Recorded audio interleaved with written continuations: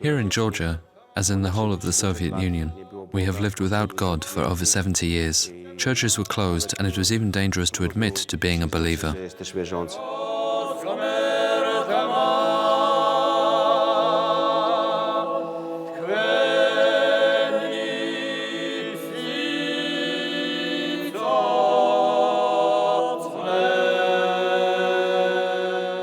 Georgians belonged to one of the oldest nations in Christendom. According to legend, Elijah's cloak was kept in Georgia, left here by Jews who were hiding from persecutions meted out by Nebuchadnezzar. The beginnings of Christianity in Georgia go back to the 1st century, when the first apostles arrived here and set up Christian communities. According to tradition passed down through the ages by word of mouth, the first leaders included the apostle Andrew, as well as Bartholomew and Matthew. A legend holds that the Virgin Mary was assigned to proclaim the good news in Georgia.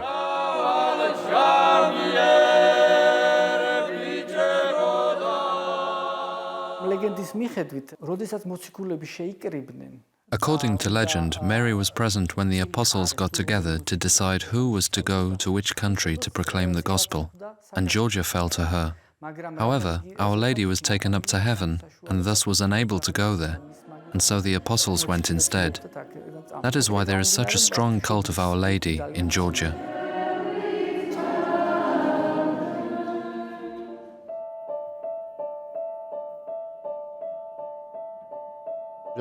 When someone asks whether I am a missionary in Georgia, I sometimes mischievously answer that I am not a missionary, because Georgia, after all, has been a Christian country for over 1600 years. Georgia became a Christian country thanks to Saint Nino and the king and queen, Saints Miriam and Nana. They were all active in Kartli, today's Georgia, at the turn of the 3rd and 4th centuries. During her stay in Jerusalem, Nino had a vision in which she saw Our Lady sending her to preach the gospel in the Caucasus. She ended up as a slave at the court of King Miriam of Kartli, which is where she is claimed to have miraculously cured the king's seriously ill wife, Nana. In recognition of this achievement, the king duly converted to Christianity.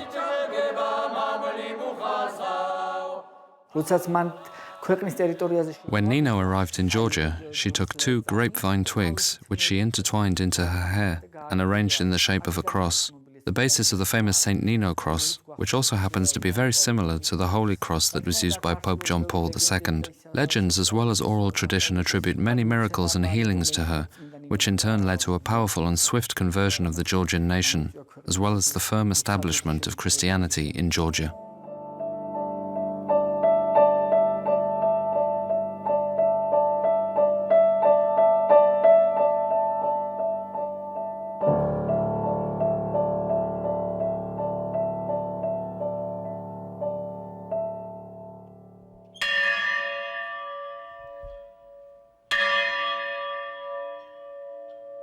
The Greeks were the first Christian communities in the 2nd century and the first Christians in Georgia. In the 5th century, the Iberian Church was granted autocephalous status and its own patriarch. The Church became divided following the conquest of Georgia by Byzantium and Islam, but then united following the reunification of the country in the 11th century. The situation became more complicated in the 15th century when both Turkey and Persia successively attacked Georgia, both bent on the Islamization of the region. The situation remained unchanged up until the 19th century and the rule of the Tsars, when, though allowed the building of churches, Catholics were still unable to enjoy full freedom of belief.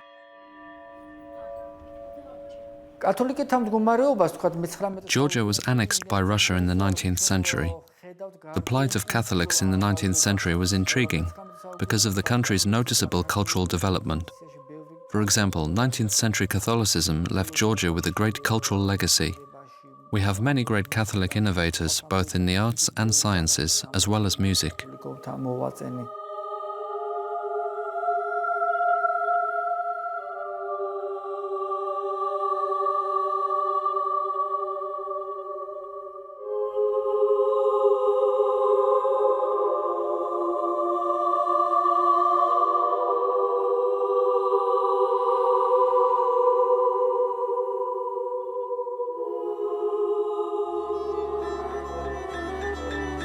Though Georgian independence came with the fall of Tsarist Russia, it lasted only briefly from 1918 to 1921.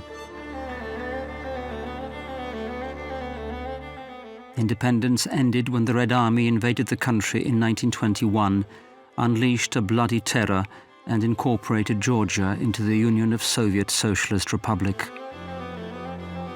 The Church suffered immense losses at the time in human terms, through imprisonment, deportations, and executions, as well as materially, following the confiscation, destruction, and blowing up of church property. The church practice, in effect, became impossible. Communist rule held sway in the Soviet republics, including Georgia, right up to the early 90s. The Soviet system, not unlike all other totalitarian systems, sought to vindicate the failure of its economic and social policies by apportioning blame to an internal as well as external threat. The Catholic Church proved eminently suitable for this purpose, regarded by the communist system as enemy number one.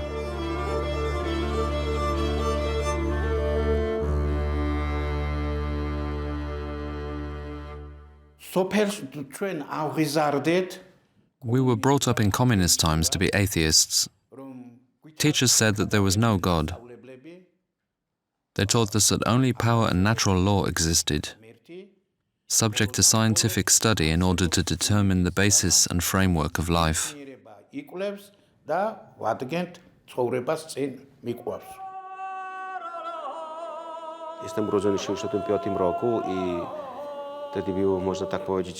I was born in 1965, at a time that can be described as entrenched communism, when all churches were firmly closed. I can remember how we liked to play, here, in the vicinity of this church. We were always very glad when they opened it. During the year, the communists would come a couple of times and bring grain and other items to store here. The church was used as a warehouse. We could then go inside and play. Entry was forbidden, so people who wanted to pray would gather in a building that stood next to the church, called the priest's house. Everything was arranged as inside a church, except that there was no priest.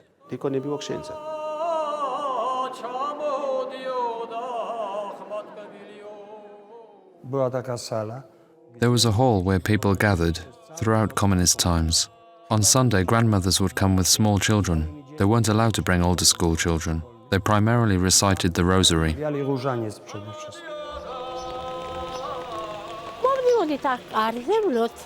We came here to the church and prayed in front of the church door.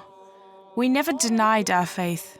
We came, prayed, and sang. The agricultural cooperative stored wheat in this church. I also brought the wheat here myself, as I worked there at the time. They later stored corn. The church slowly fell into disrepair, and then the floor began to rot.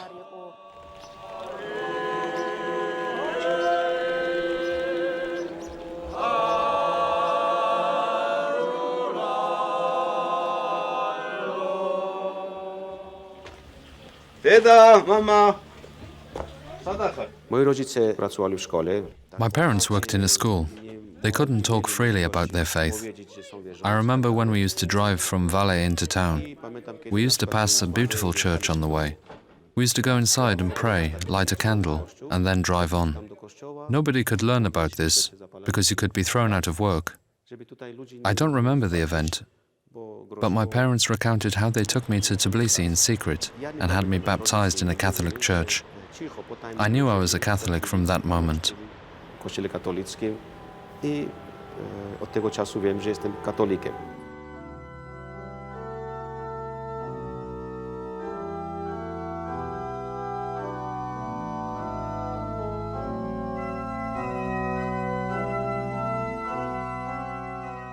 Catholics, having suffered greatly under communist rule, now number only about 50,000. In Tbilisi, throughout the communist period, Catholics had only one church, St. Peter and Paul's Church. This church, for lack of Georgian priests, was managed by one single Polish priest, who suffered persecutions for his devotion to the faith.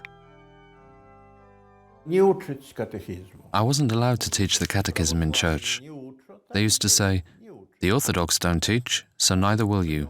I didn't listen to them. Came in one year, went out the next. I did what I had to do, and that was that. Kiedy naświetliłem tę sprawę, biskup mówi tak. When I mentioned this to the bishop, he advised, "If people come, teach them to the best of your ability. Teach the catechism and dispense the sacraments. Do everything to the best of your ability."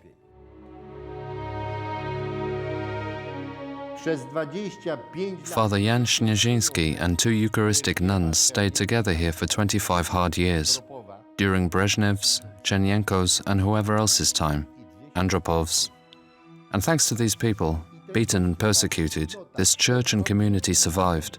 I remember how Father Jan recounted how he was beaten during the night interrogations.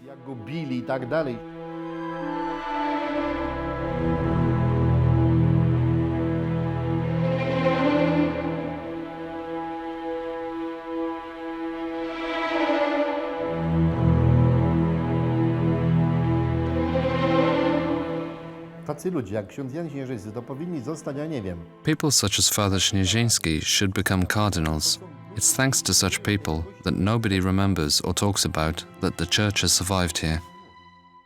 These people gave their lives for this church, on this land, in this place, in this country. W tym mieście, w tym kraju.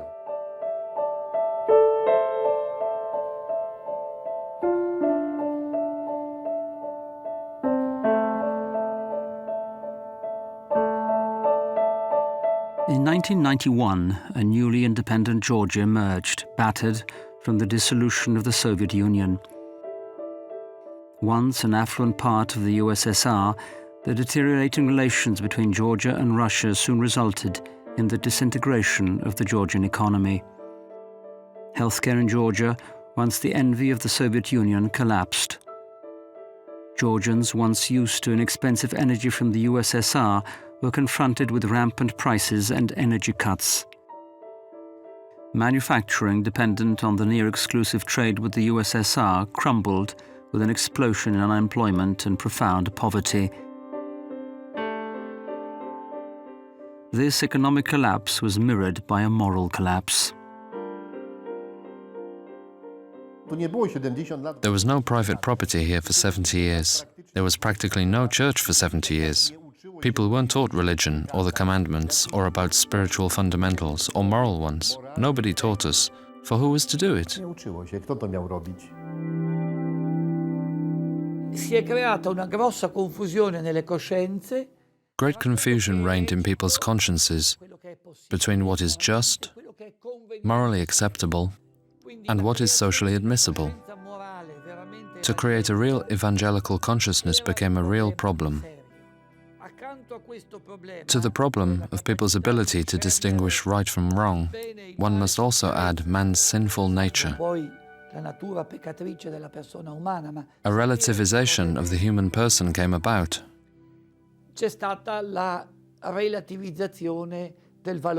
There are cultures that not so much viewed the individual, but rather the family or group as the foundation of society structure. Era centrale nella struttura della società.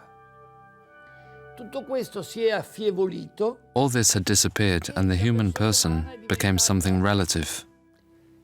Una realtà molto relativa. Ci ludzie, których tutaj znam, przyjaciele, I very often talk with all sorts of acquaintances and friends. mówią, Padre Witold, to nie tak, że They tell me that not everything in communism was bad. złe, nie. Opieka For example, healthcare had value and was available to everyone. The state, the system guaranteed it. However, that system, the Soviet, communist one that we are talking about, erased certain human values. They were somehow lost, mislaid.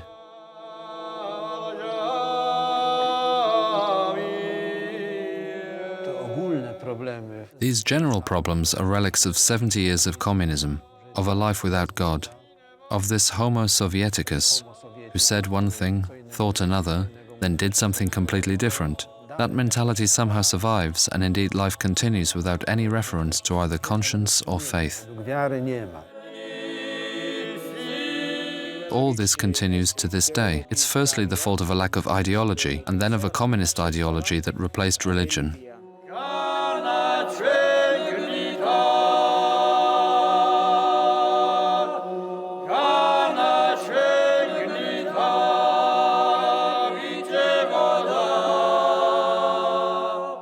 Rodzina według mnie tu prawie że nie istnieje. In my judgment, the family is practically non-existent here. Very many men are unfaithful to their wives, and often vice versa. There are very many divorces, and on that basis suffice to say that the family is disintegrating. Reason enough for the large number of abortions and illegitimate children. Presently, more young people than before live outside of marriage, and though they come here to church, to youth meetings, for them it is normal, and I can see that we have no influence over them. It is painful for me personally, because in simple human terms, our work here has been futile.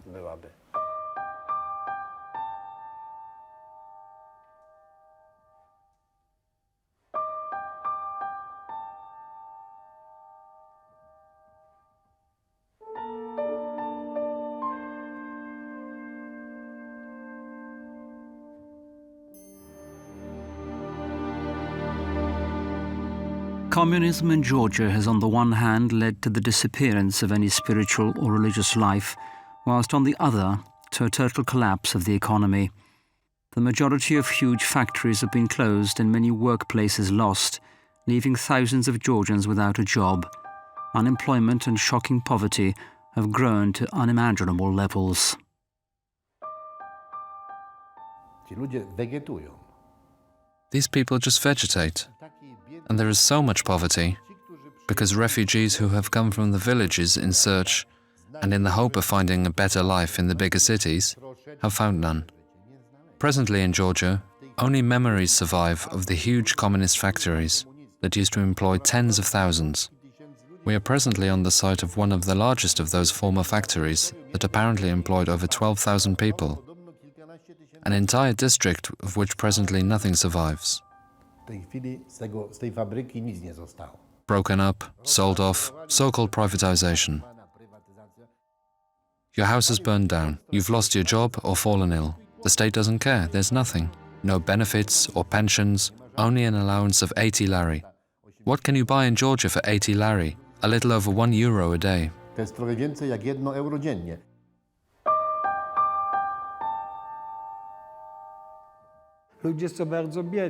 It has to be said that people are very poor. If my average Sunday collection amounts to 12 lari, about €4, then that is a large collection.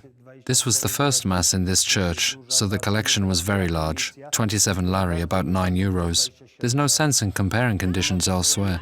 People here are very poor.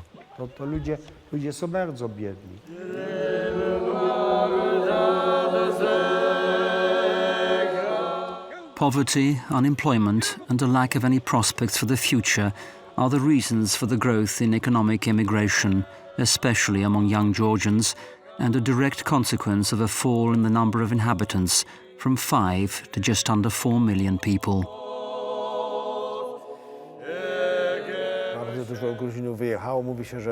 Over 500,000 Georgians have gone to Europe or America. They are undoubtedly fascinated by the Western lifestyle and the standard of living of those societies. That fascination with the West is visible everywhere, but especially in the villages. I'll give you an example. When I come to a village to celebrate Holy Mass and a Brazilian soap opera happens to be broadcast on television, then I have to wait until the film ends. Only then can I celebrate Holy Mass. These films often become the church's visiting cards. There's much talk about them in how the priest gives quick divorces. Thereafter, some people imagine, including Orthodox members of the clergy, that quick divorces in the Catholic Church are possible, which is something that they of course find shocking.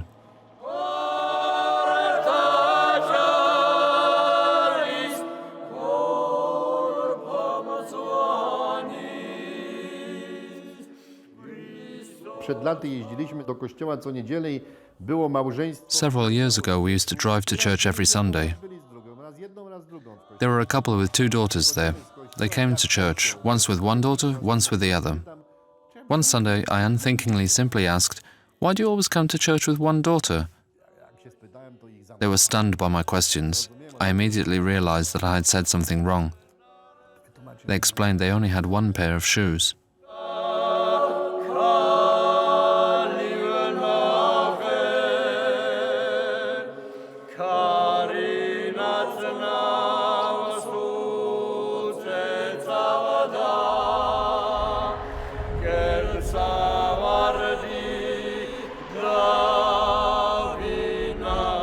In 1990 ushered in a new era in Georgia. Freedom of belief was proclaimed. The Catholic Church was gradually reborn. Priests, mainly from Italy and Poland, came to rebuild ruined parishes, whilst Georgia established diplomatic relations with the Holy See in 1993. However, Georgian Catholics remain widely dispersed throughout the country, usually in small, out-of-the-way villages, which makes pastoral work very difficult. Il 1987. My first visit to a Georgian village was in 1987. The bells tolled, and all the women came in from the fields bringing flowers and singing a hymn that they had learned from an Armenian Catholic priest who had brought it to Georgia from Turkey 150 years earlier. It was a song to Our Lady. Era un canto alla Madonna.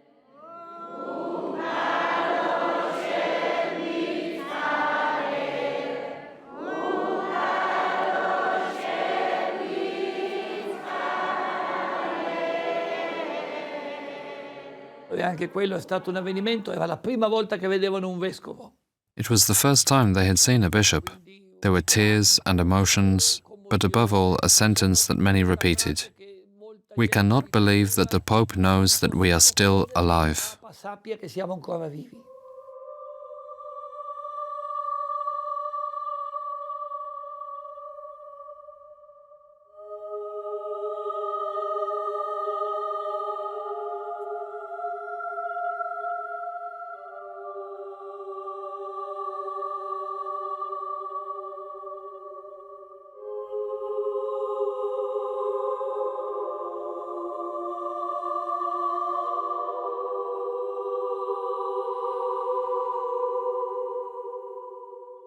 E in quel momento, nel 94, In 1994, my superior asked me and another priest to go to Georgia, where there were only a handful of priests.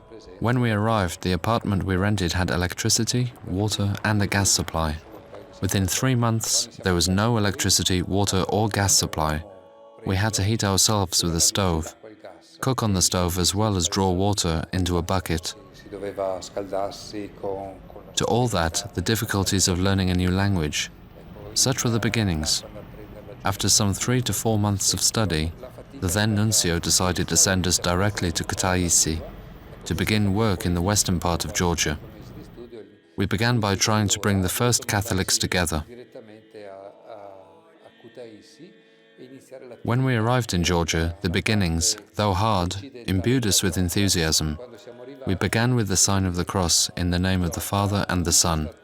entusiasmante, ma è difficile. One thing that I believe was very moving was that many people, especially in the villages, still remembered the Hail Mary, though not the Holy Mass. Molta gente, specialmente nei paesi, si ricordava l'Ave Maria. We began with prayer meetings. Several months later, we started to catechize. Then came the first Mass, after which the first small communities began to take shape. Those were the beginnings. A creare le piccole comunità. Ecco, questo è stato l'inizio.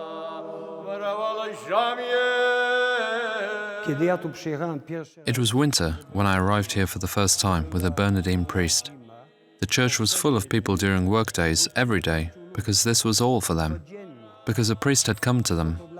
They had had no priest from the 1930s, so for them it was something really wonderful. Naprawdę cudownego.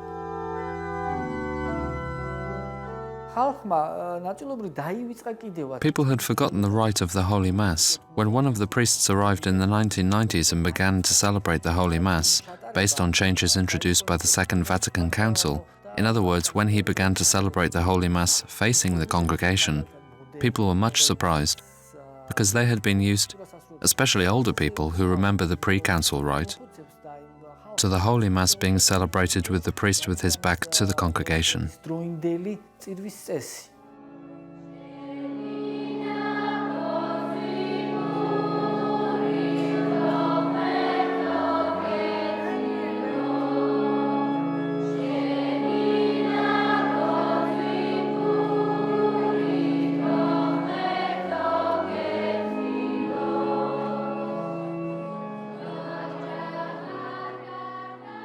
Ja pamiętam takie zdarzenie. I remember one event following the opening of the nunciature in Tbilisi in 1994. A delegation of 4 people arrived from Kutaisi. They came to ask for a Catholic priest to come to them because they had not a single priest. Those who had come remembered that either their grandmother or grandfather or other member of the family were Catholic, which is why they wanted that church reborn. To byli katolicy. That was the beginning of the 90s. Archbishop Tadeusz Kondruszewicz had been designated by the Pope as the apostolic administrator for Catholics inhabiting the European part of Russia. I travelled for the bishop's enthronement in Moscow. I also noted down all the addresses that I had, all my Catholic contacts. I later learned that the bishop had parish priests installed at those locations.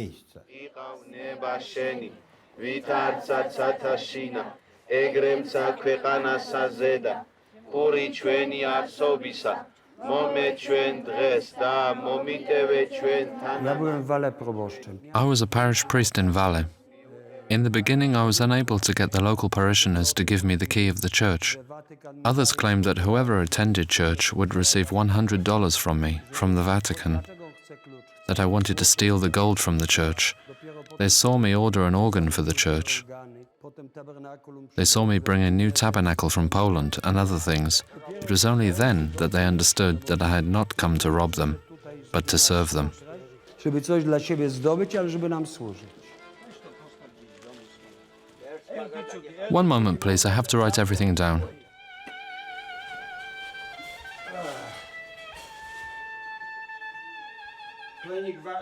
Where are you from? From Tbilisi.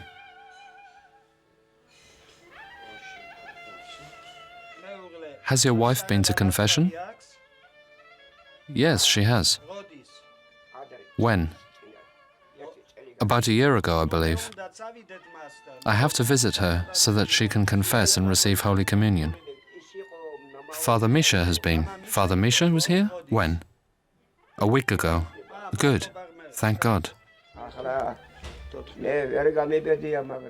Father, it's hard for me to say, but if I come again, will Father give me more of those pampers? If I have any of them, I will give you. See you. All right, good.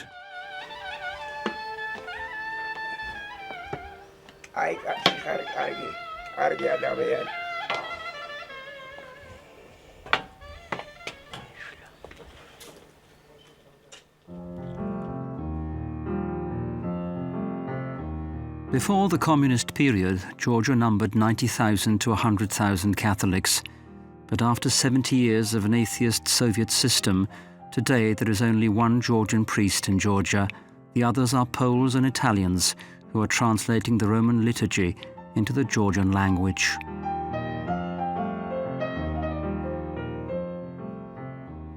Jeździłem raz w miesiącu. I used to drive to the village of Kachetia. There was no mass there, only catechesis. There were only a few old ladies and a few children. 8 to 10 young people and a Georgian translator for me. We ran the first catechesis, translated Polish workbooks into Georgian so that local catechists could help us. By the time I had to leave, after 7 years of service, 2/3 of the faithful were children and young people, so it remains to the present.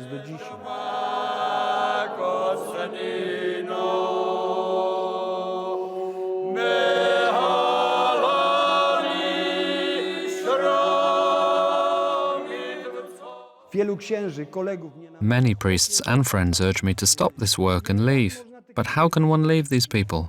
Perhaps if there are enough local priests, I might leave. But how can I leave them now? After all, they need a priest. potrzebują księdza.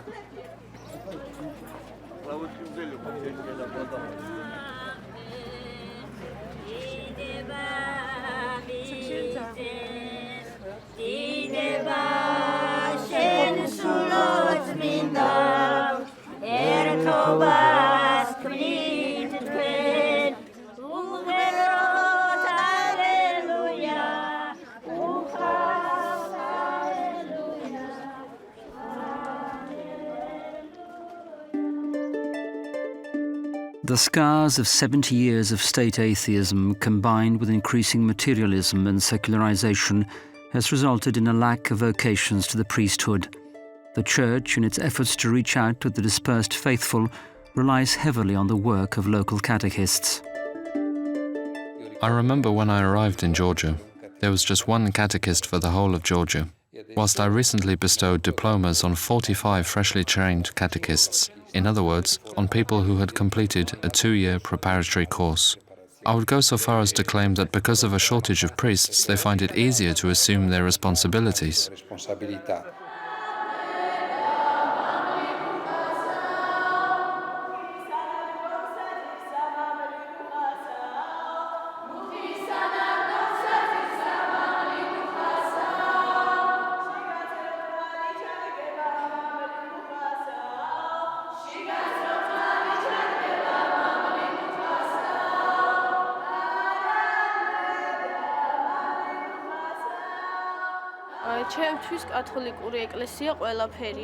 The Catholic Church is everything for me.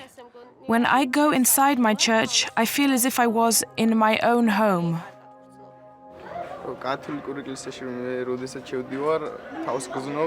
I feel that I am very strong within, on a higher level, my spirit ever stronger.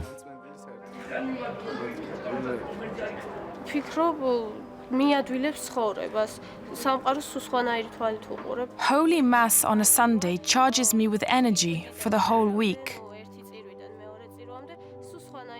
I wait for Sunday with impatience to strengthen myself.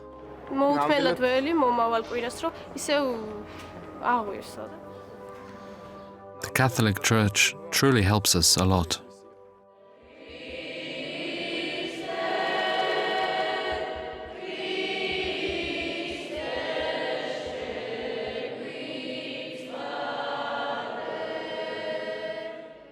Trzy lata temu w niedzielę tutaj 3 years ago, only 3 or 4 men attended Holy Mass on a Sunday. Presently, there are at least 20.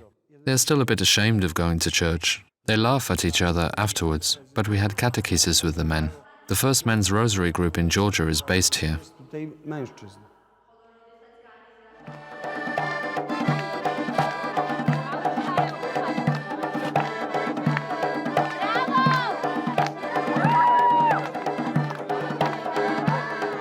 The spiritual thirst among a population devoid of faith for generations is a significant challenge for those recently ordained the priesthood.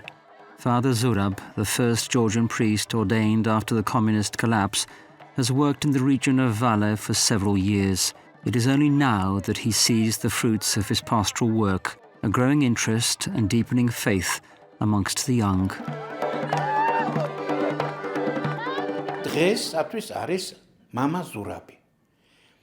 Father Zurab is very involved in his work with young people. With a great enthusiasm, he organizes outings and excursions. For the girls, singing and dancing contests, and for the boys, inter-regional and national sports competitions. Meetings for all Catholic youth in Georgia.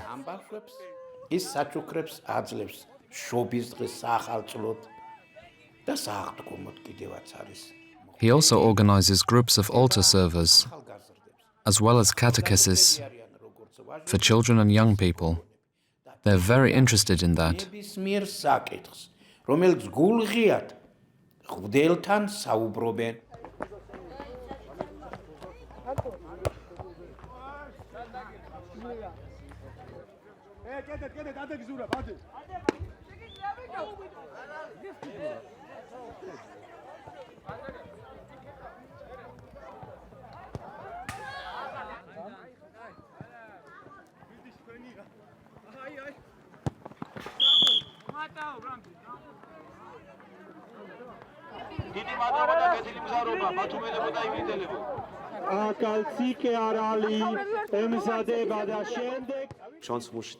Priests have to put everything right to make up for those 70 lost years. A priest's job, first and foremost, is to reach out to people, because not everybody comes to church. Secondly, to somehow reach out into their way of thinking, to their hearts, to seek to understand how they live. A priest's job also comes down to not denouncing anybody, or to say, look here, it's Sunday and you are not in church, so you are committing a grave sin, but rather to talk in a way that is understandable to all. It is important for a priest working here to appreciate those he is to serve, people with practically no foundation of faith. Fundamentul wiary nie ma.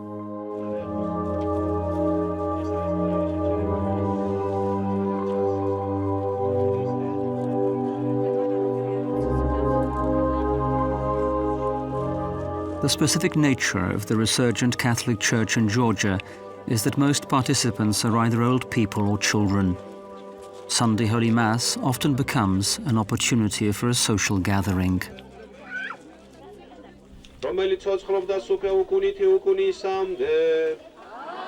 Dla niektórych może być moda.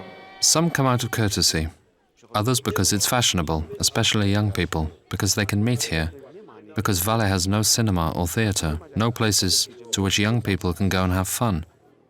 There is only one school and that's it.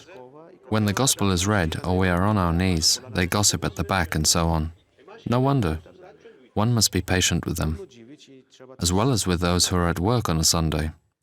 Be patient and patiently wait, sometimes for years, with the hope that years of reflection will ultimately bear fruit. Jakieś skutki.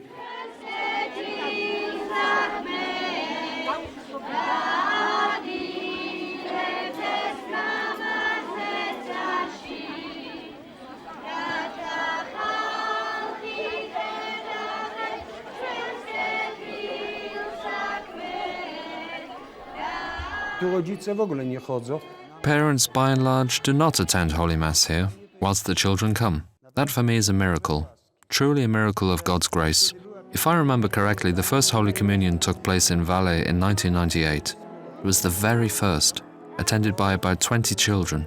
One mother was present, no father, whilst the rest were grandmothers. Yet they continued to attend afterwards. They persevered. Not everybody, but the majority. That for me is a miracle of God's love of these people. Miłości Bożej do tych ludzi.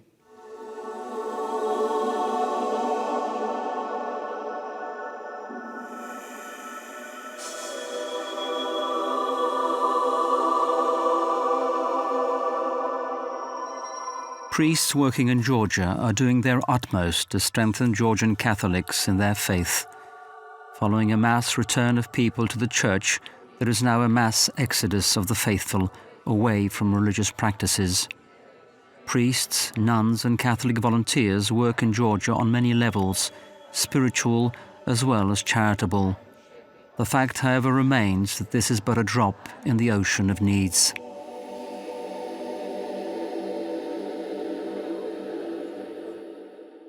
The church that lives on this land needs help.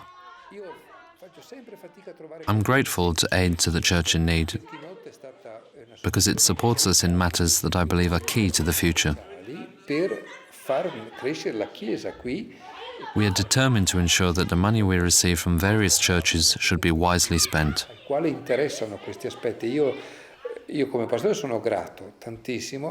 Religious orders such as the Camillians, Sisters of St. Joseph, Mother Teresa's sisters, present here, the Salesian nuns, all are engaged in charitable works here. I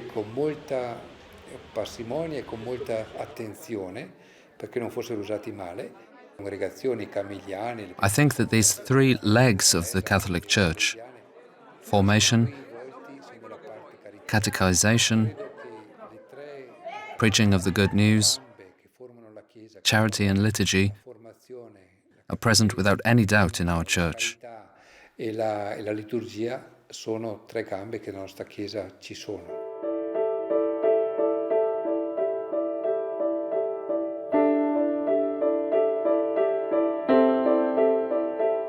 dramatic plight of Catholics of the Caucasus was always close to the then Pope John Paul II, who visited Georgia in 1999 at the official invitation of President Eduard Shevardnadze.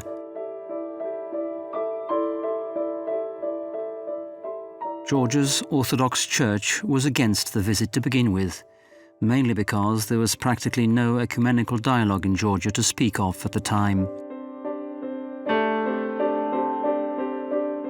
The Patriarch forbade his faithful to attend Catholic Holy Mass, renounced Catholic Holy Baptism, and regarded the Pope as a politician.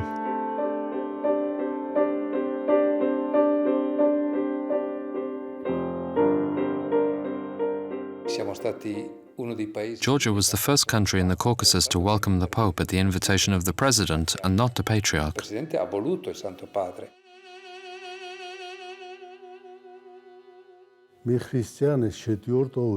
We Georgians are Christians from the 4th century. From the 4th century. John Paul II knew and understood that very well. When he came to Tbilisi, his knowledge of Georgian history amazed me. He not only knew the history of the Georgian nation, but also of Armenia and that of many other countries and nations.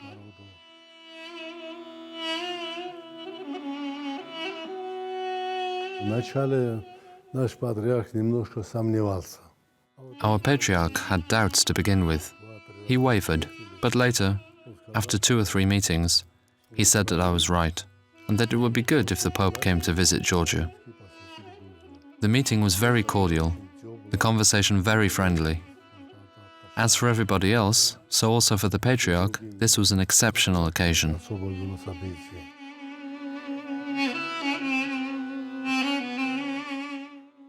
Crowds stood out on the streets, which shocked everybody. Nobody expected that so many people would stand and wait for the Holy Father. There were truly thousands of people. I remember it as if it was today. That is Father Dziwisz saying, "Had we known that so many people would come, we would have brought the Papamobile, so that people could see the Pope." There were, I don't know, tens of thousands of people. It was raining, November, cold and windy. Nobody drove them to it. Nobody forced them. Nobody encouraged them.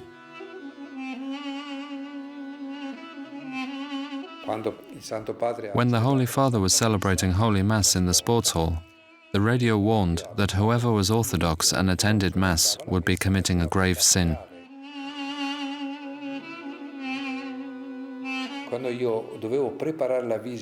When I had to go about organizing the visit together with the Patriarch, I repeatedly asked if, when the Pope comes, the 2 Patriarchs, the Pope, Patriarch of the West, and the Patriarch of Georgia, could say some prayer together. But it turned out not to be possible. I responded by saying, why is it impossible for Peter and Andrew to pray together? Pietro e Andrea non riescono a fare una preghiera.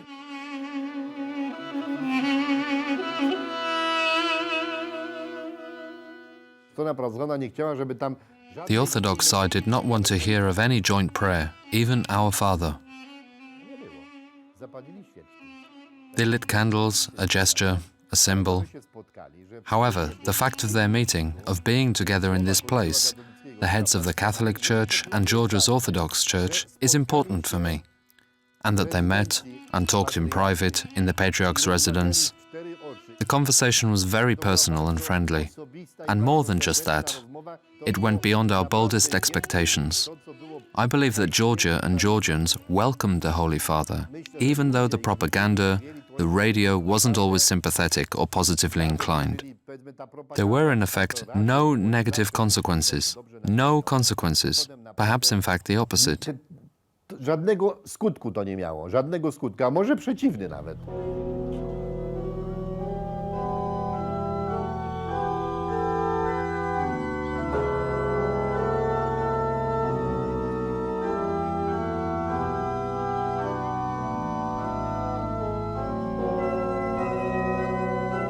Restitutions remains both a painful and very difficult matter to resolve. Immediately after the fall of communism, the Orthodox Church took possession of 5 Catholic churches, including those in Kutaisi, Gori and Batumi. These Catholic shrines, built by the ancestors of today's Catholic community of faithful, were converted into Orthodox churches. A joint commission set up to deal with the most burning issues between Catholics and Orthodox, including the matter of repossessed churches and the recognition of Catholic baptisms, has been in session on only 2 occasions, without coming to any agreement on any of the key issues.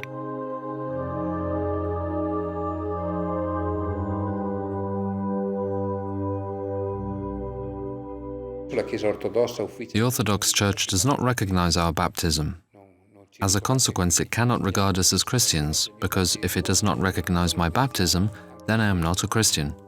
Notwithstanding a variety of suggested explanations, our church remains officially unrecognized here in Georgia. Stiamo noi giuridicamente.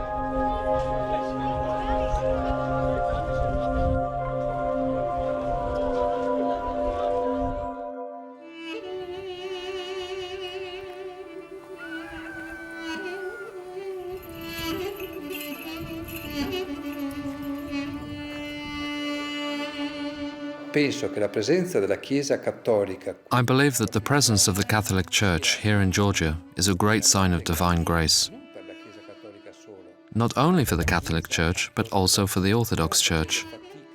We take pains to find common ground, to be united. Our mission as Catholics is to find this common ground, to find common points that will enable us to go forward, faremo di passi in avanti. step by step. La nostra missione come cattolici.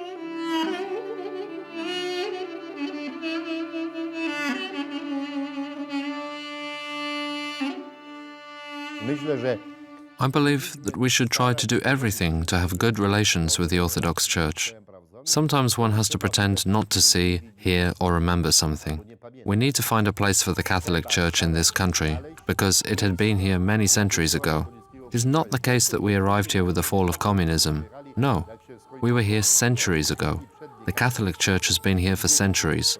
Always a minority, and let it stay that way. i niech tak zostanie.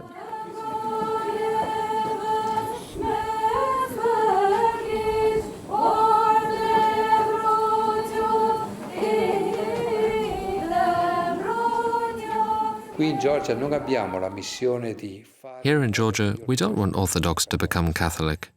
However, communion between the two churches remains our mission, as well as ensuring that Catholics become decent Catholics. That is my responsibility, and for the Orthodox to ensure that they become decent Orthodox. diventano dei bravi ortodossi.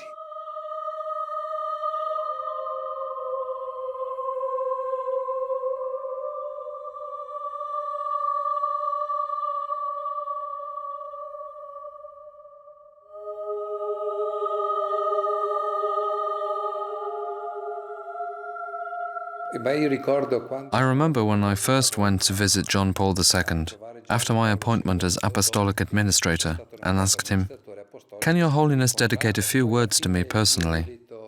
I will keep them to myself in my heart."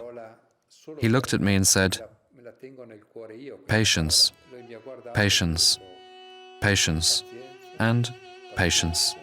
pazienza e pazienza. Ecco, I realized that over the years that word has helped me look at all things, both when things were beautiful and when they were ugly, and say, one has to go forward with patience. dire bisogna andare avanti con pazienza.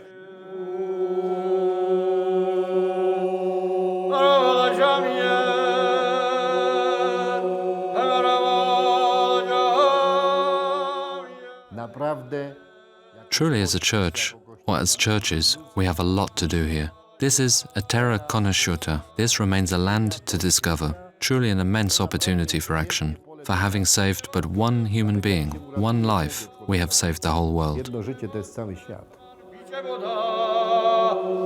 I